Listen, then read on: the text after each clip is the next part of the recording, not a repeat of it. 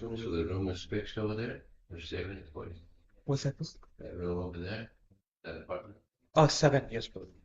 Good. What, you're in the building, Sandy? I got a room over there. You have a shower in there. Just. What'd you get, a 2-bedroom? No, it's 1 bedroom. 1 bedroom. One. So it's right next to the pool. Yeah. So this will grow. Tim will be coming in too soon. So this is also growing. And all the brahmacharis are coming from Davis Yes. to stay close by. Hopefully we get the apartment down below. Yes, right. That will be brahmacharis. It's a 3-bedroom. Brahmacharis? Just had to. I doubt it, but you never know.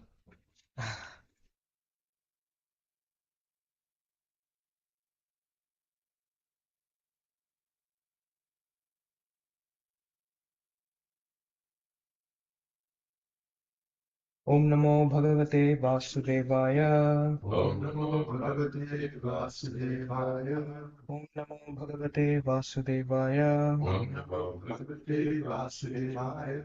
Om Namo Bhagavate Vasudevaya. Om Namo Bhagavate Vasudevaya.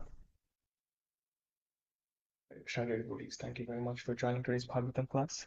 It's funny, almost laughable that I'm speaking in front of all of you. I consider this as an opportunity for me to improve, and as a service, I'm performing this, giving today's Bhagavatam class. So today we'll be reading Canto 2, Chapter 1, verse number 31.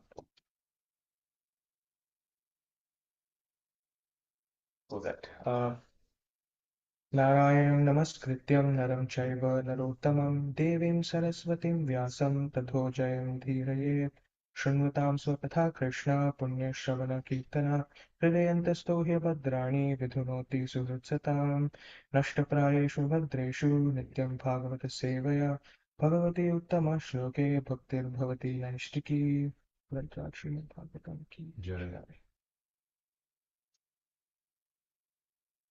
Chandam Sanantasya Shiro Grinanti Chandam Sanandasya Shiro Grinanti Damshrayama Sneha Kaladvijani Damshrayama Sneha Kaladvijani Haso Janonmadakari Chamaya Vasojanonmadakari Chamaya Duranta Sargo Yadapanga Moksha Duranta Sargo Yadapanga Moksha Chandam Sanantasya Shiro Grinanti Chandam Sanandasya Shiro Grinanti Damshrayama Sneha Kaladvijani Damshrayama Sneha Kaladvijani Haso Janonmadakari Chamaya Vasojanonmadakari Chamaya Duranta Sargo Yadapanga Moksha Duranta Sargo Yadapanga Moksha Chandam Sanantasya Shiro Grinanti Chandam Sanantasya Shiro Grinanti Damstrayama Sneha Kaladvijani Damshrayama Sneha Kaladvijani Haso Janonmadakari Chamaya Vasojanonmadakari Chamaya Duranta Sargo Yadapanga Moksha Duranta Sargo Yadapanga Moksha Chandam Sanantasya Shiro Grinanti Chandam Sanantasya Shiro Grinanti Damshrayama Sneha Kaladvijani Damstrayama Sneha Kaladvijani Vasojanonmadakari Chamaya Haso Janonmadakari Chamaya Duranta Sargo Yadapanga Moksha Duranta Sargo Yadapanga Moksha Chandam Sanantasya Shiro Grinanti Chandam Sanantasya Shiro Grinanti Damshrayama Sneha Kaladvijani Damstrayama Sneha Kaladvijani Aso Janonmadakari Chamaya Aso Janonmadakari Chamaya Duranta Sargo Yadapanga Moksha Duranta Sargo Yadapanga Moksha Chandam Sanantasya Shiro Grinanti Chandam Sanantasya Shiro Grinanti Damshrayama Sneha Kaladvijani Damstrayama Sneha Kaladvijani Aso Janonmadakari Chamaya Aso Janonmadakari Chamaya Duranta Sargo Yadapanga Moksha Duranta Sargo Yadapanga Moksha Word-to-word translation and purport by His Divine Grace, Srila A.C. Bhaktivedanta Swami, Srila Prabhupada. Srila Prabhupada ki Jai. Chandamsi, Chandansi. the Vedic hymns, Anantasya, of the Supreme, Of the Supreme. Shiraha, Shiraha. the cerebral passage, The cerebral passage. Grinanti, Grinanti. they say, They say. Damshra, Damshra. the jaws of teeth, The jaws of teeth. Yamaha, Yamaha. Yamaraj, Yamaraj. the director of sinners, The director of sinners. Sneha Kalaha, Sneha. the art of affection, The art of affection. Dvijani, Dvijani. the set of teeth, The set of teeth. Hasaha, Hasaha. smile, Smile. Jana Unmadakari, Janakudvadakari. the most alluring, The most alluring. Cha, Cha. also, Also. Maya, Maya. illusory energy, Illusory energy. Duranta, Duranta. insurpassable, Insurpassable. Sargaha, Sargaha. the material creation, The material creation. Yat Apanga, Yet apanga. whose glance, Whose glance. Mokshaha, Moksha. casting over, Casting over. translation. They say that the Vedic hymns are the cerebral passage of the Lord, and his jaws of teeth are Yama, the god of death, who punishes the sinners. The art of affection is his set of teeth, and the most alluring illusory material energy is his smile. This great ocean of material creation is but the casting of his glance over us. Purport. According to Vedic assertion, the material creation is the result of the Lord's casting a glance over the material energy, which is described herein as the most alluring illusory energy. The conditioned souls who are allured by such materialism should know that the material temporary creation is simply an imitation of the reality, and those who are captivated by such alluring glances of the Lord are put under the direction of the controller of sinners called Yamaraj. The Lord smiles affectionately, displaying his teeth. The intelligent person who can grasp these truths about the Lord becomes a soul fully surrendered unto him.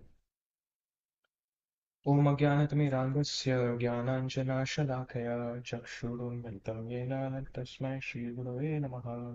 नमो विष्णुपादाय कृष्णपृष्ठाय भूतले श्रीमते भक्तिवेदान्तस्वामिने इति नामिने। नमस्ते सरस्वते देवे गौरवाणी प्रचारिणे निर्विशेषशून्यवादी पाश्चात्यदेशतारिणे। जय श्री कृष्ण चैतन्य प्रभु Nityanand Shri Advaita Gadadhar श्रीवासादि गौरभक्तवृंद। Hare Krishna, Krishna Krishna, Hare Hare, Hare Rama, Rama Rama, Hare Hare. Hare Krishna, devotees. Adi Shankaracharya has a poem that he's written called the Bhaja Govindam.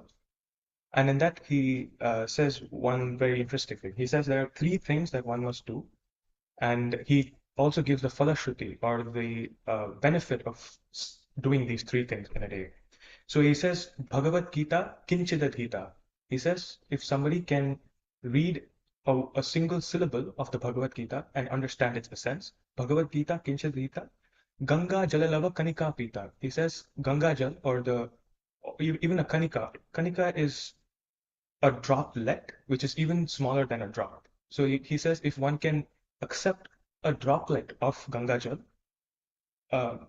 Sakridapi eva Murari Samarchan. He says, if one offers a little bit of worship to Murari, or the one who defeated the Mura demon, that is Lord Krishna himself, and this is coming from Adi Shankaracharya, who is considered to be the incarnation of Lord Shiva, who is supposed to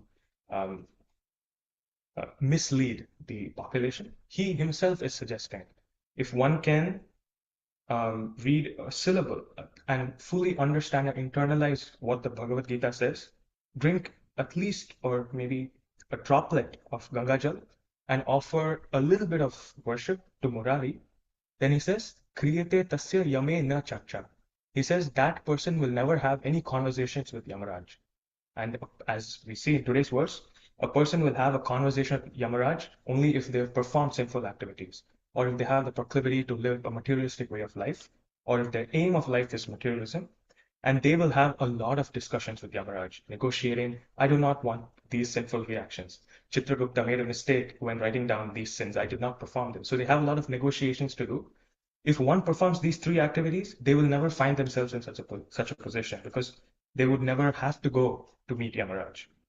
So in this verse and in majority of this chapter, there's a call to the Virat Purusha of the Lord. There's a lot of emphasis laid on the Virat Purusha.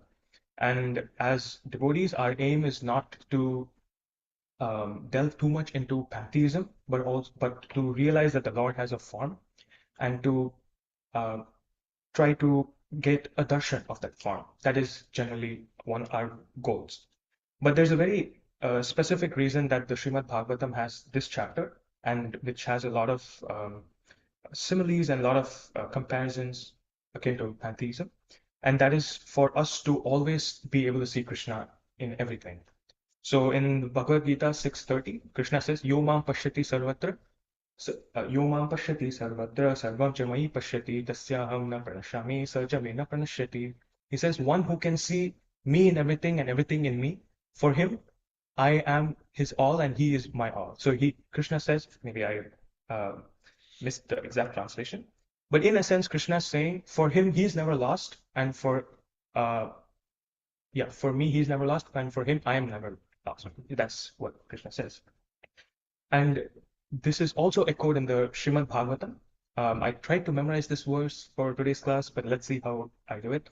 So it's 11:2:45, in which Havir, one of the Navayogendras, he says, Sarva Bhutani ye pashyet, Bhagavad Atmani, Bhagavad Bhavam Atmani, Bhutani Bhagavad Atmani, Esha Bhagavat Uttama.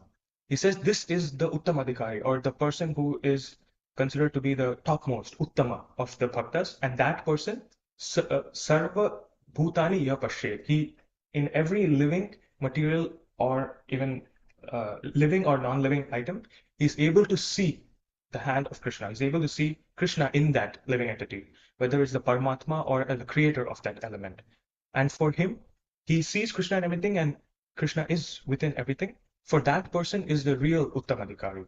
So the same notion of seeing Krishna everywhere and in everything is echoed across the Bhagavad Gita from Krishna's own words, as well as Krishna's devotees, like Havir, one of the Navayogendras. So this chapter's emphasis is on that, for us to be able to see Krishna in everything.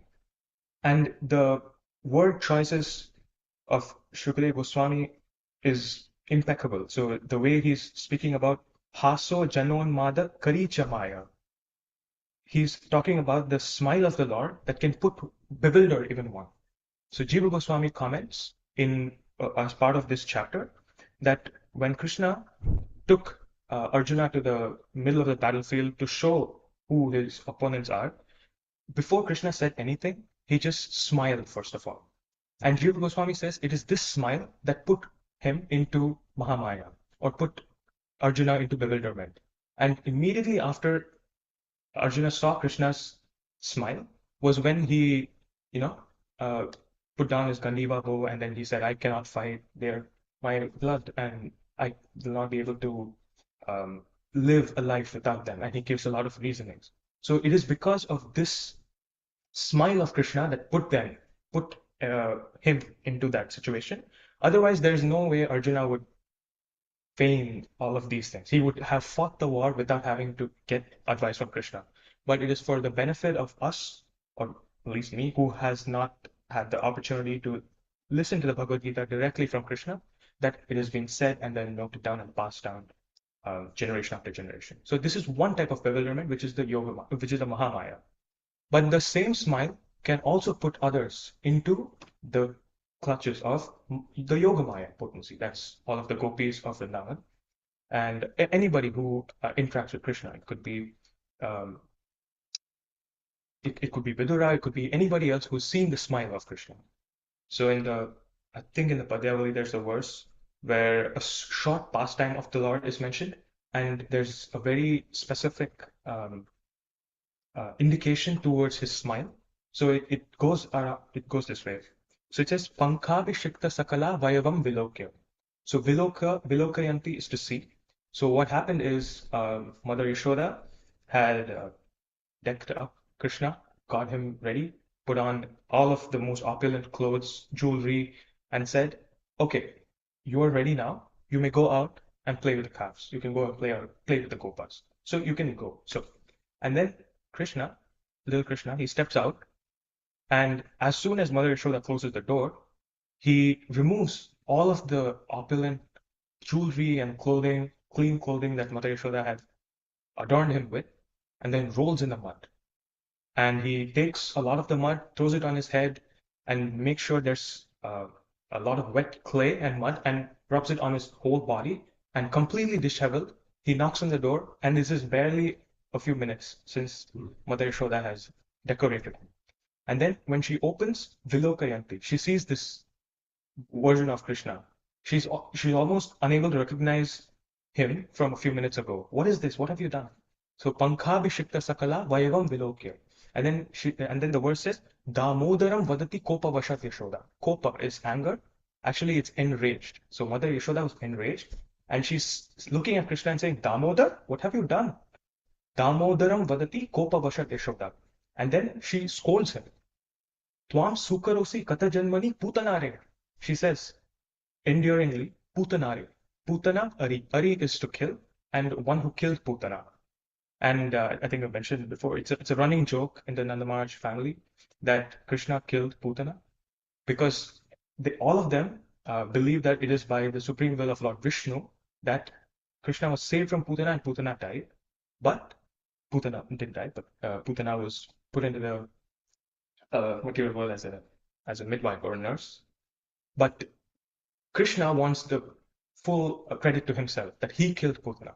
So as a result, he forcefully asked everybody to call him Putanare. So out of a little bit of sarcasm, Mother Yashoda says Putanare, but she kind of scolds Krishna by saying, Tvam Sukarosi Kata Janmani. From lifetime after lifetime, were you a pig in your past life? Was how Mother Yashoda called him. Sukar is a pig, or pig. Kata Janmani. From your previous life, were you a pig that you're rolling in the mud like this? And Krishna gives out a smile. That's the last line of the verse. Putanare. Iti ukta susmita mukho vatuno murare. Susmita is like a sweet, soft smile, which is exactly the words that are used here, where it says hasaha is the smile. So, the most alluring. Jana unmada kari. Yeah. So that smile, susmita smile, that beautiful, soft smile of Krishna, he smiled for very different reasons, for a multitude of reasons. One of them was, even in the peak of her anger, Mother Yashoda spoke perfect Tattva Siddhanta because he was Lord Varaha before. So he was literally, she was saying the truth, although it was kind of a scolding. So he smiles. And generally, when anybody smiles, when somebody is angry, it further worsens their anger. So we don't have a to be continued verse after that. But Krishna smiles, and that smile puts Mother Yashoda into Yogamaya. And this is what this verse is saying. So it puts a devotee or a person into Mahamaya or into Yogamaya. So that's the power of Krishna's smile. And we also know of the verse that says the rising and setting of the sun puts a person closer to death, except for one who's deeply engrossed in one who is engrossed in Uttama Shloka, or the glorification of the Lord. So there, even there, the benefit is the same. If a person is not engrossed in it, he is being pushed closer to death. But isn't it the same for a devotee as well? The time is same for everyone, right? But it does not push them closer to death. It pushes them closer to Krishna. Because once they complete that lifetime, they'll go even closer to Krishna. So the same engrossed, whether in material or spiritual, puts one closer to death or puts one closer to Krishna. So that's how amazing spiritual life is. So here it's also Shukadeva Goswami talks about Damshtra. And if you know about the Narsimhadev prayers, we say Om Namo Bhagavate Narsimhaya. Vajranakha Aver Bhava, Vajranakha Vajra Damshtra. It's speaking about Vajra as like Indra's thunderbolt, and that thunderous weapon, Vajranakha, or the nails. And there are several verses in glorification of Narasimhadev, which are generally spoken during um, Narasimha Chaturdashi festivals.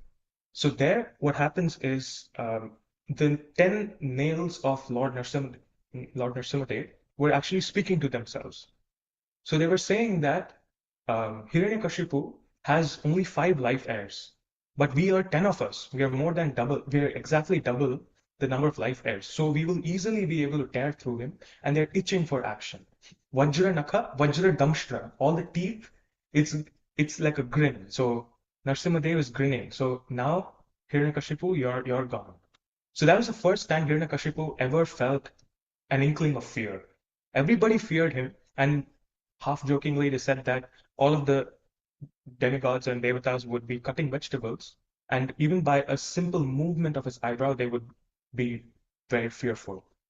In that Hiranyakashipu, for the first time, he took a step back when he saw the form of Narasimhadev, and then the nails are itching for action to tear through the body of Narasimhadev. So these are ways in which we can remember the different pastimes of the Lord just by seeing something that we may consider mundane. Like when we see our own nails, it can remind us of what Narasimhadev's nails were like and why they were itching for action. And that's exactly what the purpose of this chapter is for us to see the pastimes of the Lord in every day-to-day happenings. And if you see the word choices, there's also the word Dvijani, which Dvija is the Brahman, twice initiated Brahman, but the meaning here is the set of teeth. And the reason is because Dvija means twice born, Dvi is 2 and Ja is birth. And the teeth also has 2 births. One is the milk teeth and one is the permanent teeth that comes after. So they're also termed Dvija. And there are many explanations of Dvija as teeth throughout the entire Bhagavatam, and in many classes Prabhupada has also given about how if someone has an uncontrolled tongue, the teeth bites it to discipline it.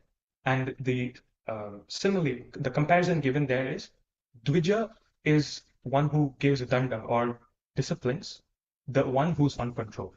So the teeth, as in the Brahmana, disciplines the uncontrolled, but it can also mean that the teeth biting the tongue to control the tongue. But Dvija, since it's called twice born, it also means the bird, the small bird, because they're first, the egg is laid and then they come out from the egg. So they are also called Dvija.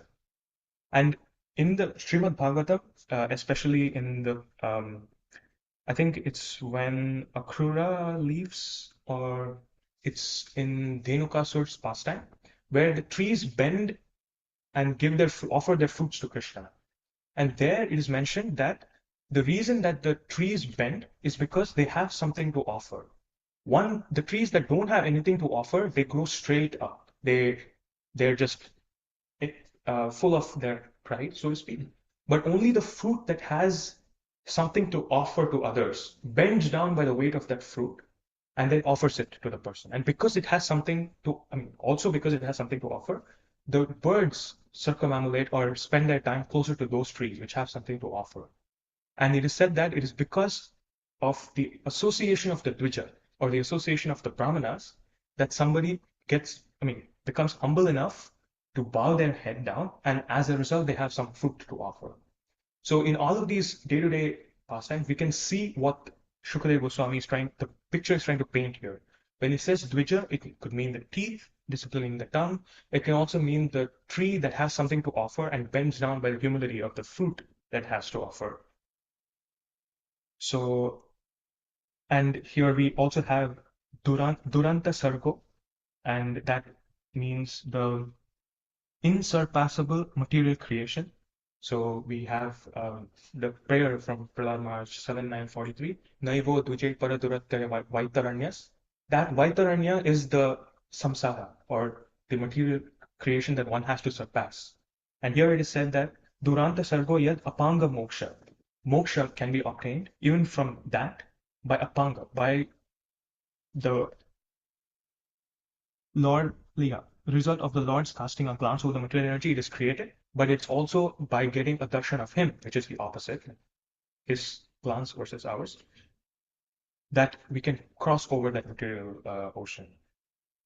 So these were some ideas I had from the different words of this of the verse, but I also had some interesting things that I remember based on this verse. Like for example, when Prabhupada was in Chicago, this was very early in the early days. It was very cold, and he was also not very used to the amount of severity of the cold. And he did not have a jacket on him, and his disciple forgot the jacket for him. And so he came in to apologize. And Prabhupada could have said anything. He could have said, okay, maybe you can get a jacket next time. Or he could have asked, can you borrow the jacket from somebody? Or he could have given me your jacket. Or he could have even chastised him. You had one service to do, which is to get me a jacket, and you failed to do it. He could have said anything. But of all the things, Prabhupada said, this is the cold embrace of Krishna.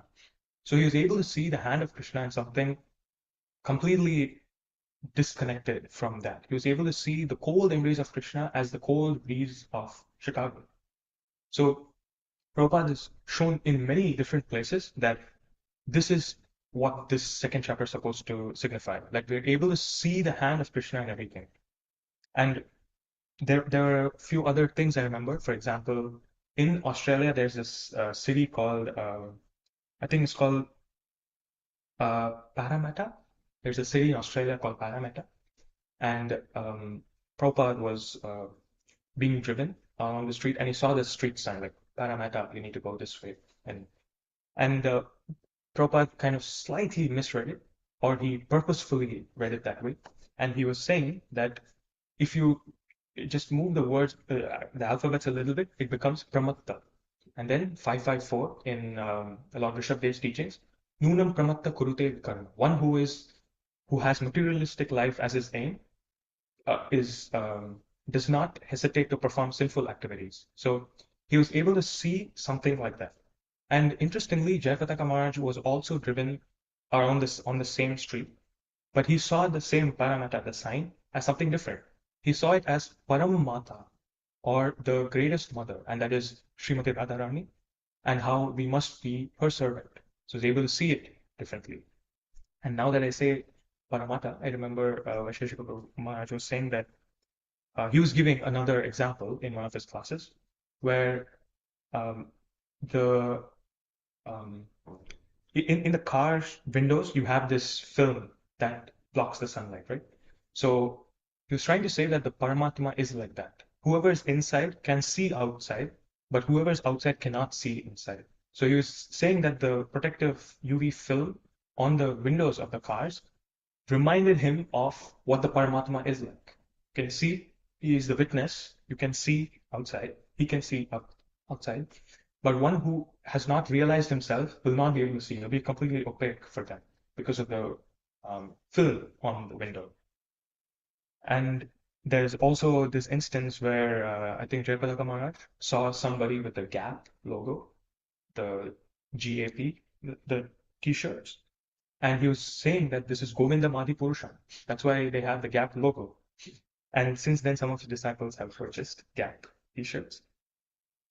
And what to say, Amrendra Prabhu was mentioning in one class that his guru, Sripad Radha Govind Maharaj, was traveling in, I assume it is someplace in India.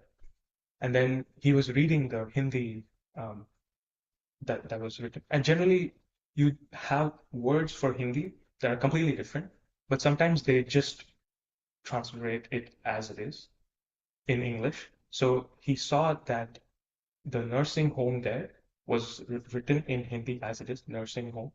So he was saying, is this the home of Lord Narasimhadev? Is this a temple of Narasimhadev that we can go visit? So that's very innocent of him to assume that. But he also did not know what a nursing home was, right? But he was able to see this as Narasingha home, home of Lord Narasimhadev. So these are many ways, these are few ways in which devotees have demonstrated that you can indeed see Krishna in everything. And in the Chaitanya Charitamrita, or in one class on the CC, there's this mention of this pastime of a physician. His name is Mukunda, who is a follower of Lord Chaitanya Mahaprabhu, and he was serving the ruler at that time in a village known as Sri Khanda, which is maybe west of Katwa, where Mahaprabhu took sannyas. And there he was called by the king there, a Mughal ruler, to attend to him. He was not feeling well. So he went, the physician Mukunda went there, and there was a large flight of stairs, and then the king was sitting atop that. So he walked all the way up the stairs, and he went to attend to the king.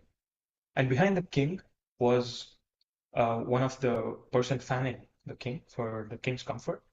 And they were fanning the king with a chamar made of the peacock feathers, and they were fanning the king.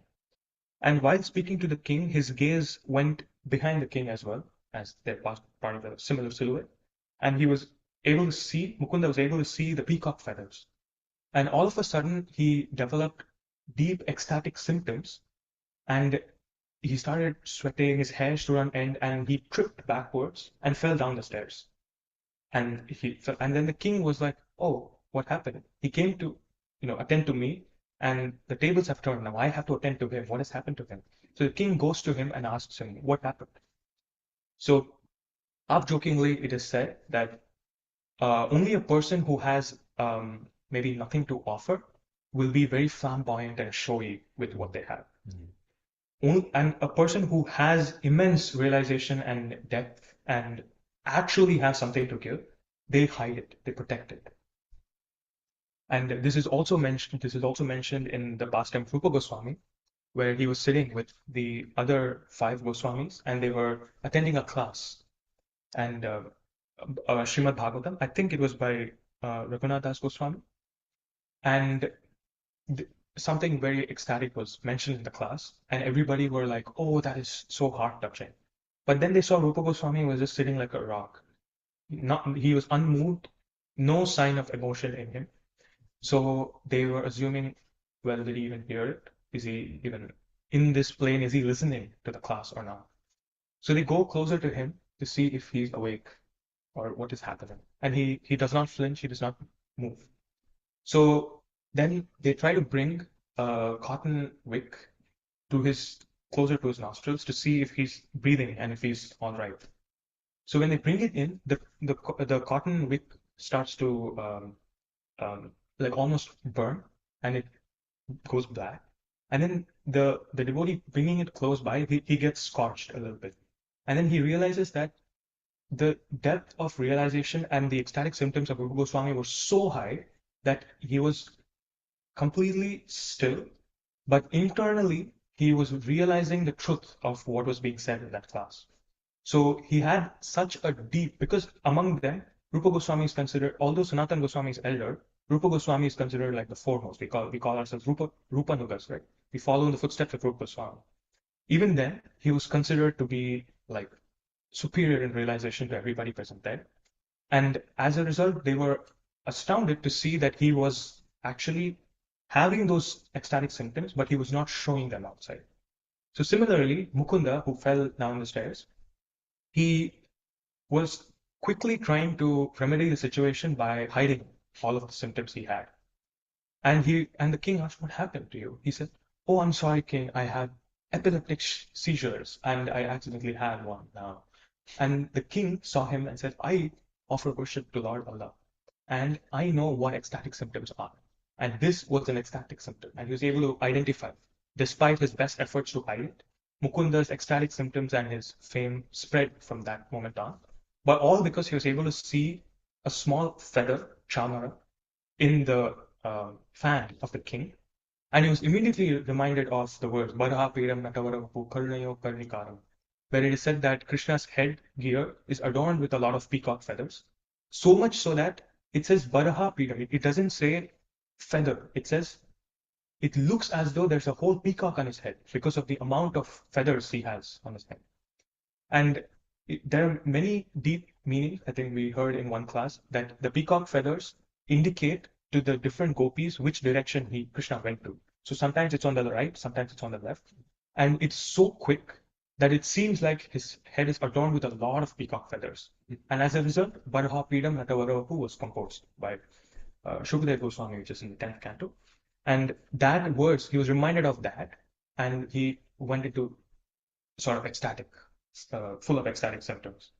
So these are the different ways in which devotees have shown, whether it's from the pastimes of Chaitanya Mahaprabhu or from more contemporary, from Prabhupada's disciples, that if one truly understands the essence of what is being mentioned here in the second canto, first chapter, that we can see Krishna in everything and everything in Krishna, then we will be able to cross over the Vaitaranya river. There were a couple other things I want to share, like what Adhyana Krishna Prabhu was mentioning yesterday about if someone sees the paw prints of the tiger, they're reminded of the tiger. And there's this comparison given that if someone sees a fruit's reflection, they're reminded of the actual fruit. It's a shadow of the fruit. But when they see the fruit, do they remember the reflection? That's generally not the case. When we see the tiger, we don't remember the tiger's paw prints or the footprints of the tiger. So that is exactly how it is for the Lord. We should be able to see in all of these different circumstances, like the paw prints of the tiger, that these are the manifestations, the spark of Krishna's splendor, 1043. But and when we see the Lord, it shouldn't be that we remember the material things. Like if we see the Lord's smile, it shouldn't remind us of the smile of our friends or other loved ones. So that unidirectional relationship should exist. There was one other thing I wanted to mention as part of this. So I think Vijay Prabhu mentioned verse in a class previously. I tried to memorize that one. It is Maduram Maduram Vapurasya Vibho. Maduram Maduram Vadanam Maduram. Madhu Gandhi Smritam. No. Madhu Gandhi Mridu Smritam E Tadaho. Maduram Maduram Maduram Maduram. That verse from the Krishna Karnamrit, Bilva Mangal Thakur mentions, he gives like the hierarchy of what is most Maduram. So he gives a mathematical equation. Maduram Maduram Vapurasya Vibho. The body of the Lord is 2, like 2x Madhuram. And then he says, Maduram Maduram Vadanam Maduram. He gives the Vadanam or the Lord's face as 3x, 3 Maduram. But then he says, Madhu Gandhi Mridu Smitam Et Adaho. He says the soft smile of Krishna, Madhuram, Madhuram, Madhuram, Madhuram. That's 4x, that's maximum. So he gives the hierarchy of what is the sweetest of the Lord's appearance. And that's exactly what this verse is also talking about. Haso Janon Mada Karicha Maya is a soft smile of the Lord which can put one in Yogamaya or in Mahamaya. And yeah, the teeth of the Lord when he smiles, only when he smiles can the teeth be seen. I would like to finish up by saying that generally, as I was talking about, Esha Bhagavat Uttama, or the highest devotee, is one who's able to see Krishna and everything in Krishna. And generally, they perform activities that may sometimes seem like it's not exactly fully devotional service. Like, for example, when Arjuna was fighting, he was not shooting his arrows saying, Hare Krishna, Krishna, Krishna. He was not doing that, right? So it may seem like this is adjacent, but not completely exactly devotional service. So I was also thinking about this, and I was hearing a class by Chaitanya Prabhu, and the class was roughly titled, Work is not worship, but work can be done as worship. And then as part of the class, he was mentioning about how there's this sect of Buddhism where they have if you would have seen the laughing Buddha statue. So that's part of one of the sects where they just laugh at everything. They laugh, whatever happens, they laugh. If the pail of milk falls down, they laugh. If they have very good prasadam, they laugh. They laugh at everything. So that's why it's called the laughing Buddha part of it. And for them, the understanding is that everything is immaterial and everything is basically a joke. Like it said, man proposes, God disposes, and we can make plans, and Krishna's probably laughing at all of that. And it's even funnier because we are supposed to be part of Krishna's plan, but if we make a plan, we want Krishna to be a part of our plan, which is quite counterintuitive. So they laugh at everything. So this is something bad happens, it's funny because it's not such a big deal. So that's the way, or that's their sadhana, to laugh. And I used to think that's silly, but I'm able to appreciate the depth with which they laugh. They laugh at how insignificant and small this is, and how we are barely a speck in this cosmic manifestation, which is still only a fourth of the entire manifestation, right? So that is a way they are performing their duties as a form of worship. And even in Zen Buddhism, they perform all of their activities with a deep level of presence in that activity, to the fact that when somebody, I think the devotee mentioned in an account that they went to try to see what Zen Buddhism is like. So they went and stayed with a Zen Buddhist monk, and then the monk just went about doing their daily duties with definitely with a lot more focus and intent, but that's about it. They didn't do anything special. So after a few days of observing this, he just asked, "Okay, when are you going to start my first lesson on Zen Buddhism?" And then he says, "It is with deep presence in the moment. I perform these activities deliberately, and as a result, on shunya," but that is not what I'm trying to get at. But they do it with such deep presence that that becomes their meditation. So similarly, our work is not worship by itself, but it can be done as worship for Krishna if we remember that we're doing this for him, and as a result, we are more assiduous, or we're more conscientious when we're performing those duties and activities. So I would like to close by quickly summarizing. So here we're talking about the Vedic hymns being the head of the Supreme Lord. Damshra Yama Sneha Kala Vijani. So they're talking about how the jaws of his teeth are like Yamaraj, and we quickly discussed about how if we do these three things, we will not have any discussions with Yamaraj. No offense, he's doing his duty, but we would not like to have conversations with him.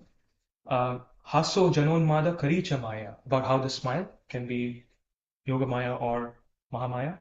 And finally, about how the glance of the Lord creates a material world, but our glance on him, if we're able to get a single darshan of the Lord, we will not be part of this material manifestation anymore.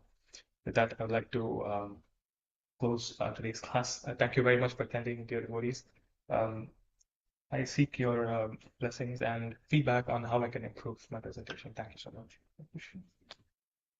Any Thank you very much. It's a nice class. I didn't understand the part about the peacock feathers going in different directions.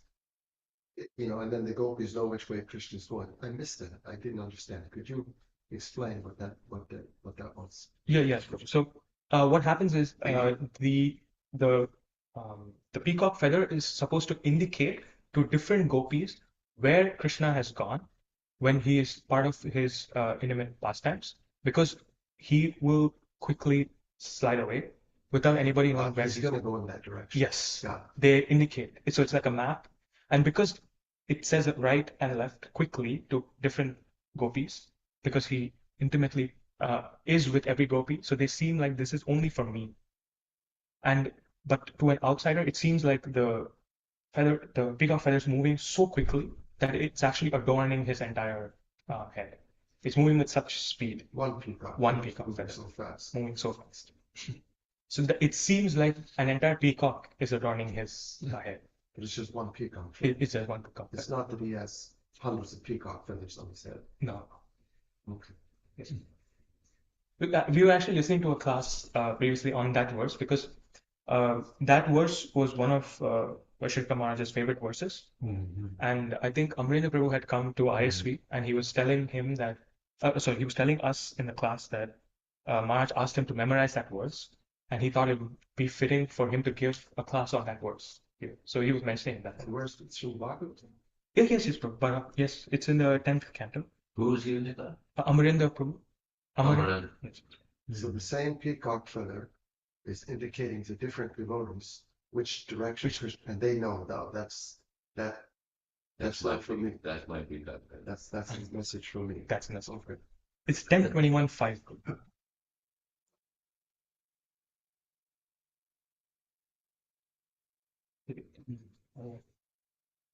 I appreciate a couple points about Prabhupada when he was in Chicago. He was could have said so many things, yet he said this is the cold embrace of Krishna.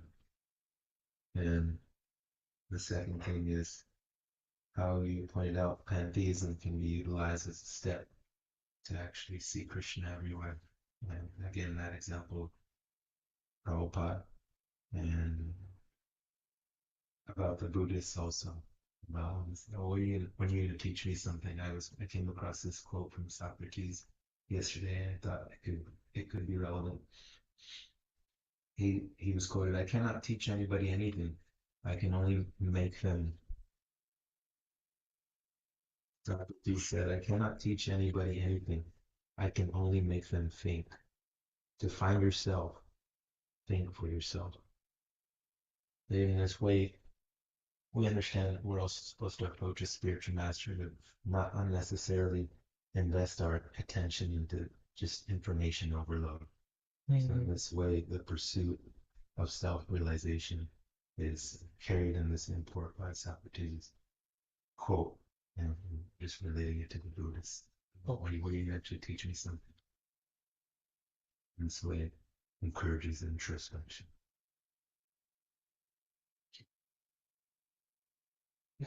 Yeah, you were mentioning how devotee sees Krishna everywhere and different things trigger his consciousness of Krishna. So Prabhupada, I think was in Chicago also. They were driving and Prabhupada saw this sign, Continental Airlines. What is that? Chintamani? Oh, I thought you were going to say Paramatma earlier when you were quoting the P word. yes, I yes. thought you were going to say Paramatma as well. But Guru Maharaj did say something, but not related to that street sign. Yosemite, we were saying Yashamati. Yes, yes. Yosemite, we were saying that.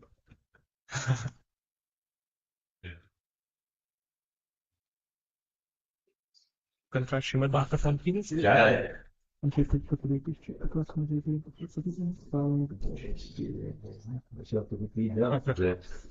much. Here's the thing, I have to go to Puja.